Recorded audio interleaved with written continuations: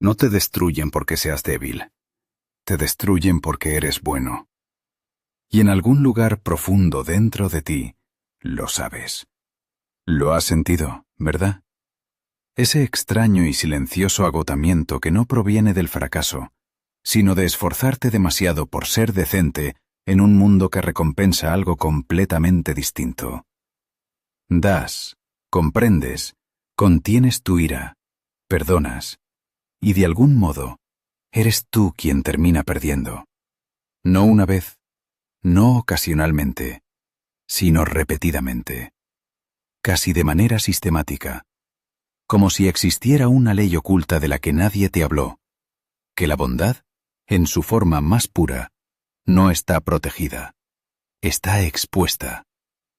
Y cuanto más consciente te vuelves de esto, más inquietante resulta, porque te obliga a hacer una pregunta que no quieres formular.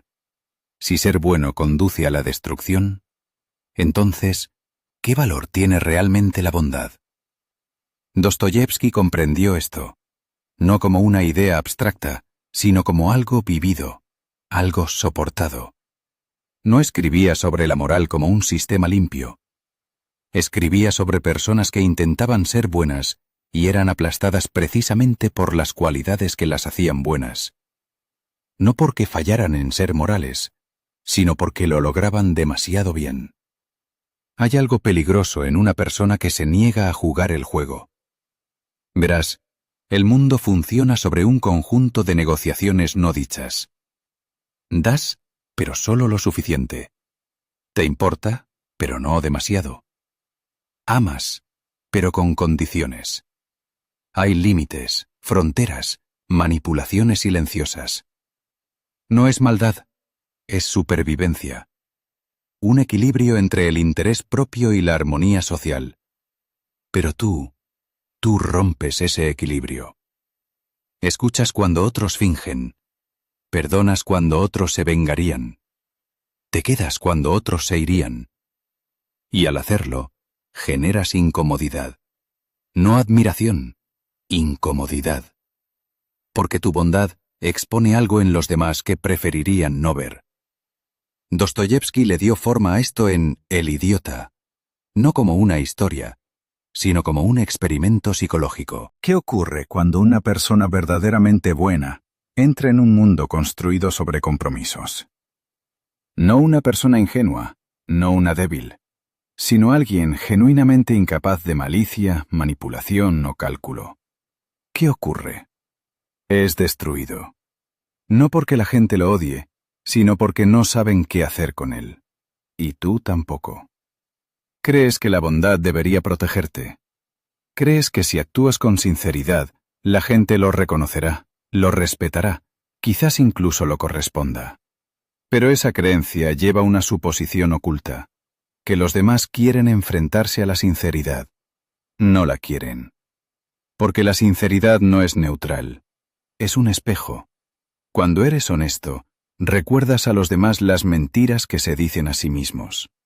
Cuando eres amable sin agenda, expones las transacciones detrás de su amabilidad. Cuando perdonas, haces que sus rencores parezcan pequeños y lo sienten. No de forma consciente, rara vez de forma consciente, pero lo sienten. Y a las personas no les gusta sentirse pequeñas. Así que te resisten, no abiertamente, no violentamente, sino de forma sutil. Te malinterpretan, te desestiman, se aprovechan de ti. No porque sean malvadas, sino porque tu presencia desestabiliza su equilibrio interno. Haces que todo sea demasiado real. Piensa en tu propia vida. Esos momentos en los que elegiste ser paciente cuando podrías haber sido duro. En los que diste a alguien el beneficio de la duda. En los que te quedaste más tiempo del que debías porque creías en algo, en alguien, más de lo que ellos creían en sí mismos. ¿Qué ocurrió? ¿Estuvieron a tu altura?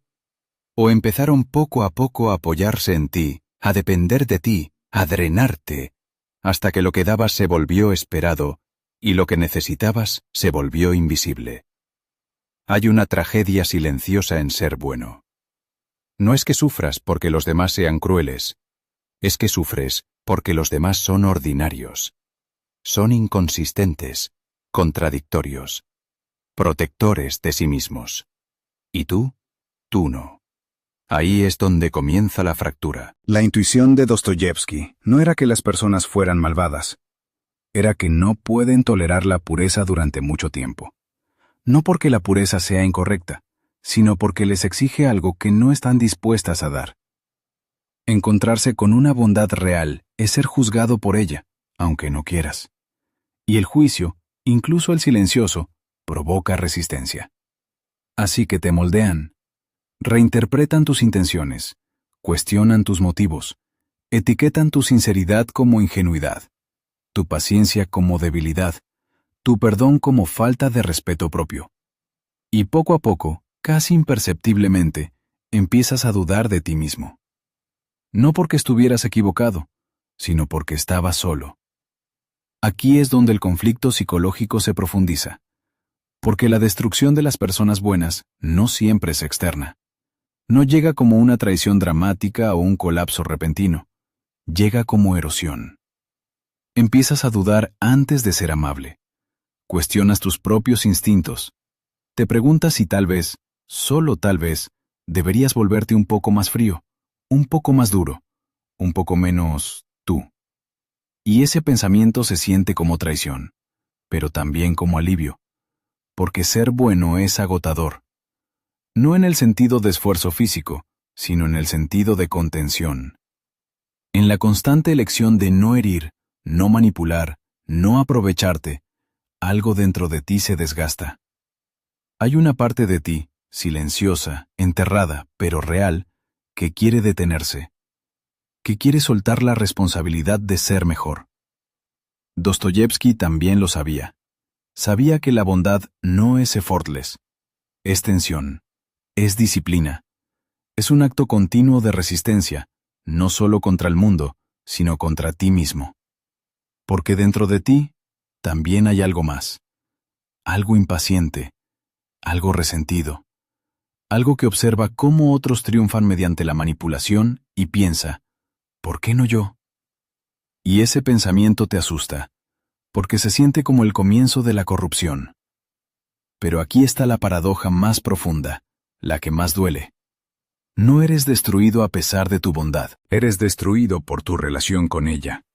Porque no solo actúas con bondad, te identificas con ella. Se convierte en tu base, tu justificación, tu sentido de significado. Y eso te vuelve vulnerable. Porque cuando la bondad es lo que eres, y no solo lo que haces, cualquier fallo en la bondad se siente como un fallo de identidad. Así que cuando te tratan mal, no solo te duele, te confunde. Repasas la situación. ¿Qué hice mal? ¿Fui demasiado? ¿No fui suficiente? Buscas lógica en algo que nunca fue lógico. Porque la verdad es más difícil de aceptar. A veces, no había nada que arreglar. Ningún ajuste que hacer. Ninguna mejor versión de ti que hubiera cambiado el resultado. A veces, el problema era que eras exactamente lo que debías ser, y eso era incompatible con lo que ellos querían. Y esa realización te deja con una libertad aterradora. Porque si ser bueno no garantiza seguridad, entonces, ¿qué lo hace? Dostoyevsky luchó con esta pregunta no como filosofía, sino como supervivencia. Estuvo frente a un pelotón de fusilamiento, creyendo que iba a morir, solo para ser perdonado en el último momento. Sabía lo que significaba que todo te fuera arrebatado. Certeza, control, incluso el tiempo. Y lo que descubrió no fue consuelo, fue intensidad. La vida, en su forma más cruda, no trata de justicia. Trata de confrontación. Contigo mismo, con los demás, con las contradicciones que definen la existencia. Y una de esas contradicciones es esta. El deseo de ser bueno coexiste con el deseo de ser libre. Y no siempre están alineados. Porque para ser verdaderamente bueno, debes contenerte. Debes elegir el camino más alto, incluso cuando te cuesta. Debes sacrificar impulsos, oportunidades, ventajas. Pero para ser libre, debes poder elegir lo contrario. Debes ser capaz de crueldad incluso si la rechazas. Y aquí es donde muchas personas buenas colapsan, no externamente, sino internamente. Porque reprimen las partes más oscuras de sí mismas, hasta tal punto que pierden la capacidad de elegir. No eligen ser buenas. No tienen otra opción. Y eso no es bondad, es limitación. Los personajes de Dostoyevski revelan a menudo esta incómoda verdad. Una persona que no puede hacer el mal no es necesariamente virtuosa, es incompleta. Y la incompletitud es frágil. Porque cuando la presión aumenta, cuando el resentimiento se acumula, cuando el agotamiento se instala, cuando el mundo se niega a responder como debería, esa parte reprimida no desaparece. Regresa, de repente, con intensidad, en momentos en los que no te reconoces. Una palabra cortante donde antes había paciencia. Un distanciamiento frío donde antes había calidez. Un pensamiento silencioso e inquietante. Tal vez debería dejar de importarme. Y lo sientes. Ese cambio, esa grieta. Y no sabes si temerla o darle la bienvenida. Porque una parte de ti entiende, algo tiene que cambiar. ¿Pero qué? ¿Te vuelves más duro? ¿Bajas tus expectativas? ¿Dejas de dar tanto? ¿O continúas sabiendo el costo? Este es el verdadero tormento, no el sufrimiento en sí, sino la incapacidad de resolverlo. Dostoyevski nunca dio una respuesta clara. No creía en respuestas claras. Creía en la tensión, en la idea de que los seres humanos no están definidos por la resolución, sino por la contradicción.